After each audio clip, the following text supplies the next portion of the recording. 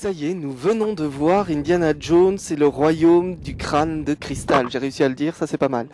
Qu'est-ce que ça raconte? On va pas trop en dire, c'est que simplement 19 ans après, nous retrouvons le docteur Jones et il part à la recherche d'un crâne de cristal en Amérique du Sud.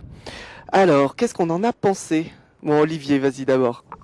Bah, moi, je pense malheureusement, ils n'ont pas respecté la magie de la première trilogie et donc il manque un peu le souffle Indiana Jones, le côté un peu magique, un peu mystérieux du personnage, qui est un peu là.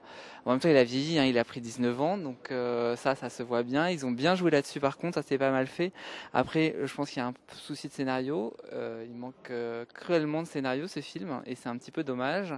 Et l'autre chose que je dirais, c'est que Cate Blanchett, qui est une excellente actrice comme on le sait, a été un peu sous-employée dans ce film.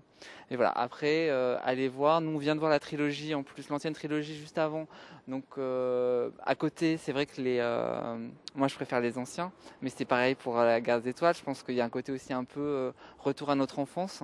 Donc en touchant à notre enfance, eh ben, forcément on préfère ce qu'on avait aimé quand on était enfant, plutôt que la nouveauté, voilà. Ouais, alors je serais peut-être pas aussi sévère, je dirais simplement que bon, le meilleur de tous les Indiana Jones, ça reste le deuxième, ça c'est sûr, et que dans celui-là, il y a quand même quelques scènes cultes. Hein. Vous verrez, comme d'habitude, nous avons affaire à certains insectes et autres petits animaux bien sympathiques. Ah ouais, non mais moi, les fourmis, c'est pas possible. Donc voilà. Et puis simplement, le problème, effectivement, c'est que ça part dans tous les sens et que sans trop en dévoiler, la fin est totalement grandiloquente et totalement trop irréaliste pour un Indiana Jones qui pourtant a cette touche quand même d'ésotérisme, de mysticisme, mais là ça part en couille.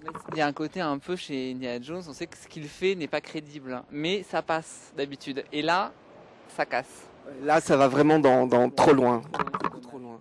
Donc moi j'y mettrais bon quand même parce que c'est Indiana Jones et parce que il y a quand même du rythme et il y a des choses, il y a des clins d'œil aux autres films, j'y mettrais un tout petit 3G, mais un 3G quand même, mais un tout petit. Bah, 3G aussi, ça reste Indiana Jones quand même.